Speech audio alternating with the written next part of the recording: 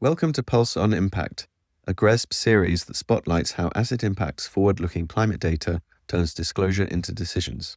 Each episode, our experts and partners unpack new regulations, market shifts, and product updates to drive real-world decarbonization. Hello and welcome. Today, I'm your host, Alex Clark, the Research Director at Asset Impact, a GRESB company.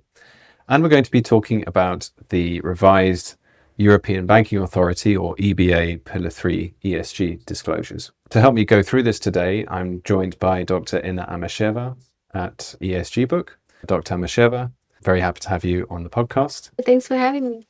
The EBA Pillar 3 templates, of which there were 10 and now there may be fewer, at least temporarily, can be quite overwhelming and bewildering, even for those who are very familiar with their requirements. I think maybe we could start with a very high-level overview of what EBA Pillar 3 is, and then if you wouldn't mind giving us a flavour of what we're expecting to change, perhaps starting with the scope of institutions that are required to disclose against the regulations. EBA Pillar 3 framework is essentially mostly a financial risk management and disclosure framework focused on banks, enabling their liquidity requirements, exposures, and disclosures. And the intention is to ensure that banks are well prepared in case of any systemic financial risk exposures, and regulators can actually address those risks. However, the Pillar 3 templates, besides the financial aspects, they also include a set of ESG-related templates, like you mentioned. There were originally 10 ESG templates with now slightly shifted approach based on the latest consultation. So while previously the EBA Pillar 3 disclosures were only limited to the largest, significantly important financial institutions, now the scope has expanded to projected 2,000 entities across the European banking system, including large non-listed institutions, also small and non-complex institutions, which can be both listed and non-listed, and finally the larger subsidiaries of banking groups. This marks a substantial shift from the prior regime, where primarily the largest, most systemically important banks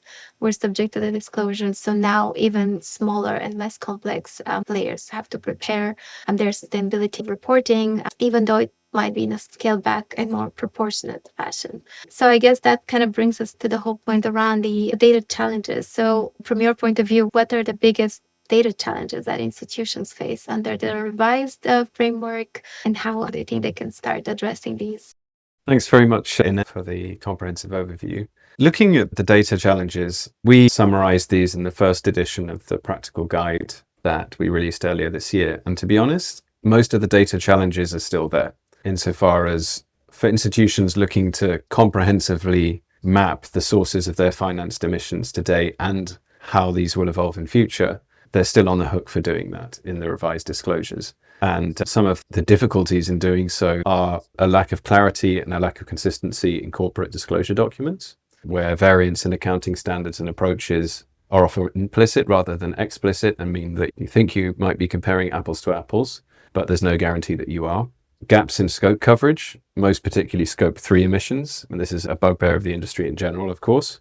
Gaps in company disclosures, and this is particularly relevant for banks, which are the group of financial institutions regulated by these standards, because banks are much more likely to have exposures to companies that are not listed or do not make disclosures that match the specific counterparty. So all of these issues still apply. So in practice, the patchy data problem, coupled with the pretty stringent demands of the Pillar 3 regulation relative to other standards, mean that most banks will still end up with a combination of inconsistent reported data, sector averages, and proxies. And that, to be honest, is where Asset Impact comes in, because we build a consistent asset-based data set that's designed to address a lot of these completeness, consistency, comparability issues. The last thing I'd say, though, is that even with the best will in the world, and even equipped with all of the joint benefits of both our asset-based approach at Asset Impact and ESG Book's reported data and associated solutions, proxies are still going to be needed in some components of the regulation.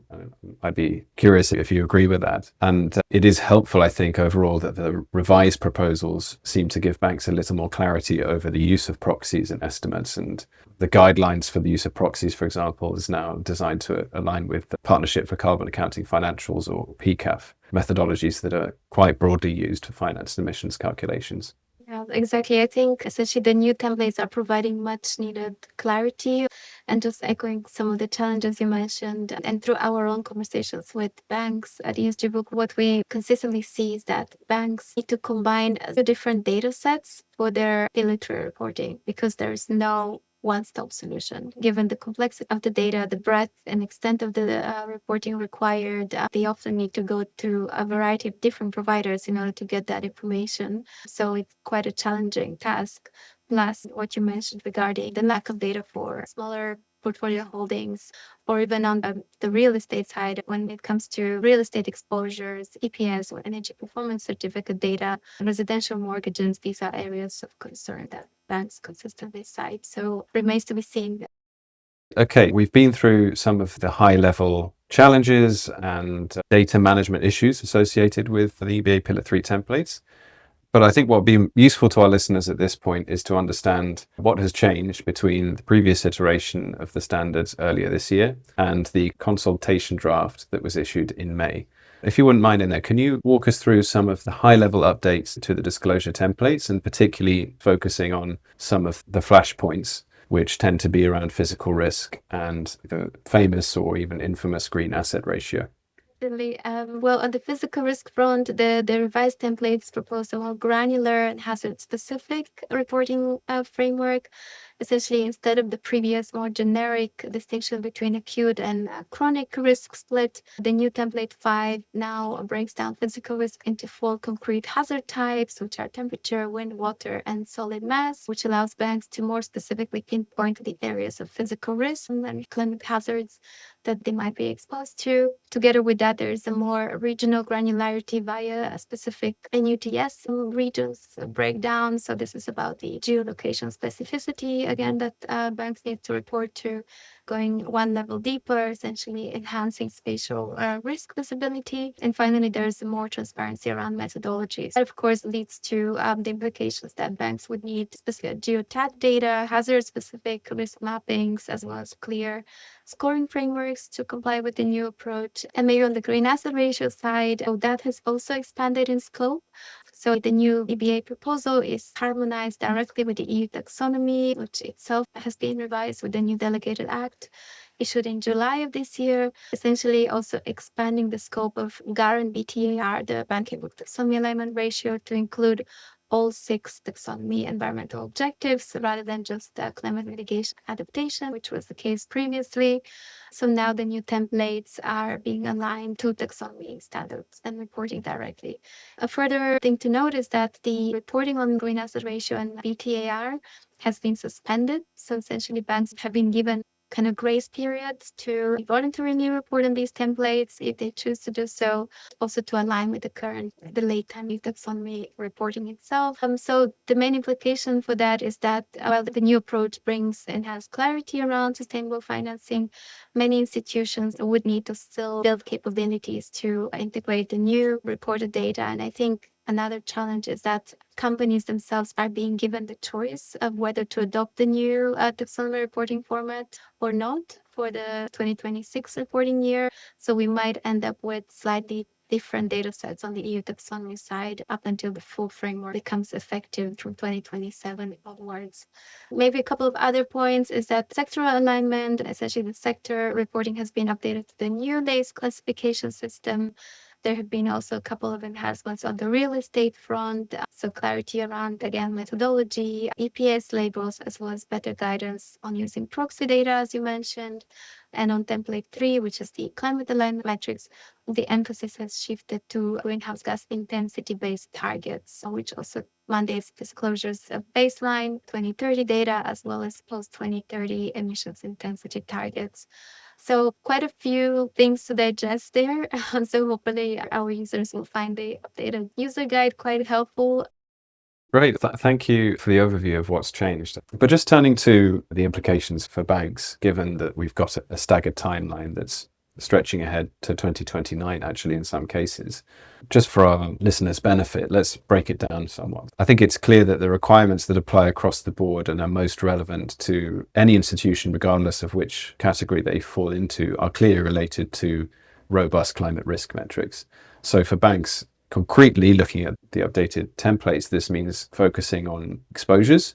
So understanding banking book exposures to high emission sectors and how they are geographically distributed to enable physical risk analysis that's now also required in some degree of granularity. The separation of emissions by scope wherever possible, since they're now required to disclose not just total emissions in scope 3, but also scope 1 and 2 separately. And the use of backups and proxies in a systematic way to fill those gaps. So these are things to pay attention to. And as you already referred to, an important element is forward-looking metrics that stretch all the way from a baseline year for carbon intensity to 2030 targets, and wherever they do exist, post-2030 targets at the sector level as well.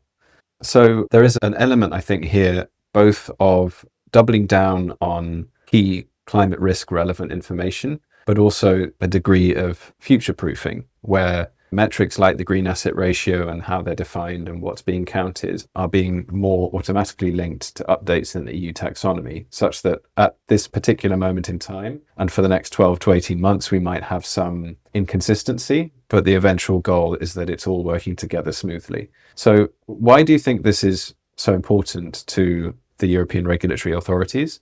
And how do you anticipate this changing reporting practices? Is it worthwhile making these changes now at the risk of short-term misalignment in order to pursue a kind of greater good?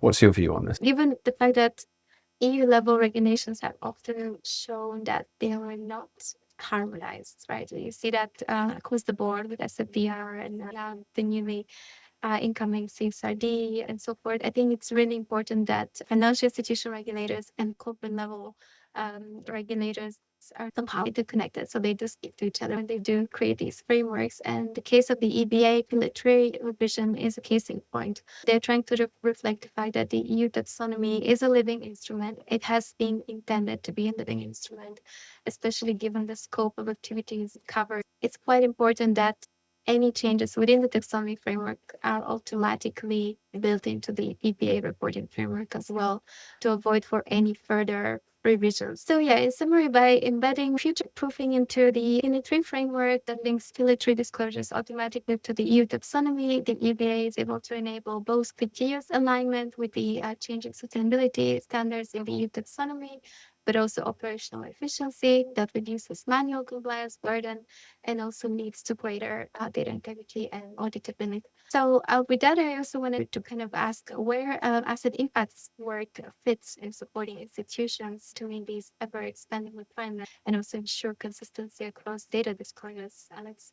Glad you asked, Dina. So just briefly, asset impact has been around for a few years now, and we started out by trying to build a database of physical assets that are tied to company ownership trees, such that there's no selection bias per se towards corporates that disclose more. And instead, we start with the real world footprint of physical activities and then work backwards from there without discriminating across companies, really. So the whole point of doing that is to provide a separate data source that doesn't rely purely on disclosures and is designed to provide near complete coverage of physical activities and the emissions associated with those activities. And we started with obvious sectors like power and oil and gas, and we've progressively moved towards coverage of less obvious sectors like aluminium smelting and chemical production. What's also important from a Pillar 3 point of view is that the underlying assets that are used to generate company level data points on emissions intensity, for example, are also geolocated. And this makes what we've built a really useful springboard for physical risk analysis that's also required by the templates. And this is particularly important for banks with exposures to subsidiaries of listed companies that have different sets of owned assets than their parents, as well as unlisted private companies that are not subject to disclosure regulations or not in the same way a typical public company, and also other types of institutions that banks do lend to, including state-owned enterprises and special purpose vehicles that are not necessarily linked directly in terms of credit risk to their parents or their sponsors. So the idea is to deal with these issues of data gaps, consistency, comparability, and so on. But the spatially explicit approach also allows you to see not just what companies' emissions are as a single data point, but where they come from, what is being produced, where and in what quantities, and how exposed those locations are to physical risks on top of transition risks, and how these two interact with one another, which is part of the direction that the Pillar 3 disclosures are taking. And just to summarize, in our work with our team, but also with the ESG book and other partners, We've been working both to expand our coverage to additional sectors, but also to companies that are beyond the kind of most critical high emission sectors that we cover, to areas like services. We're also working with the ESG book to map our data most efficiently to the EU Taxonomy categories that underpin Pillar 3 and the wider EU legislation that supports it. And then, of course, to the physical locations to which companies' costs and revenues are most exposed. So it's still the case that there's no out-of-the-box solution to completing a Pillar 3 disclosure with a single source, and that's unlikely to change simply because the data requirements are so extensive and so broad. But the only other thing that I would add to this, and maybe you can comment on this as well, and that is we are not standing here saying that we provide the only source of truth on companies' emissions, but rather that having an independent view can be highly complementary when compared to company disclosures in order to understand what's the same, what's different, what's omitted, what the differences in accounting methodologies and approaches say about the company. Perhaps you have something to add on that side, given how much work ESG book does in this area. I think the approaches are certainly quite complementary. I just wanted to also highlight the point that the Pillar 3 framework is emphasizing transparency at the core. So the intention is that banks are also able to reach out directly to their portfolio holdings and lending books for the information, specifically whenever that information is not being directly reported by the company according to the regulatory frameworks like EU Taxonomy or CSRD. So in those cases, there's a little bit of a data hierarchy that the EBA stipulates that's particularly relevant to the BTAR, reporting in template 9. So essentially, as the first step, banks are required to reach out to their holdings to request the information. If that is not available on a best efforts basis, then they could go to third-party providers to obtain that data.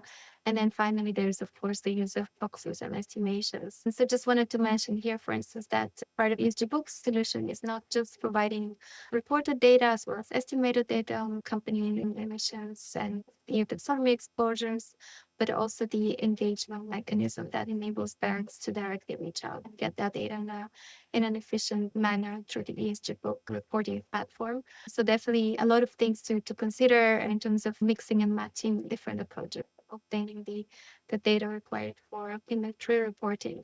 And yeah, finally, I think our listeners would know that the consultation itself completed on the 22nd of August.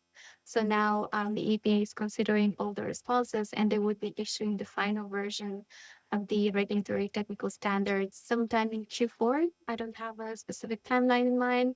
So I think we should be looking out to see what the final version would look like, and perhaps there will be some further changes to what we just discussed. So that's space to watch. Great. So it's definitely a question of watch this space. And to the extent that there are further changes with the final standards released, hopefully before the end of the calendar year, we will make sure to update our practical guide accordingly. In the meantime, if you'd like to learn more about the nature of the changes that were proposed in the consultation drafts in May, the up-to-date practical guide is available freely for download on both of our websites. And Ina and I are, of course, both happy to engage with you, to answer your questions and to explore how our respective organizations, separately or jointly, can help. So thank you so much, Ina, for joining me today. We hope you enjoyed listening, and please follow us for future episodes.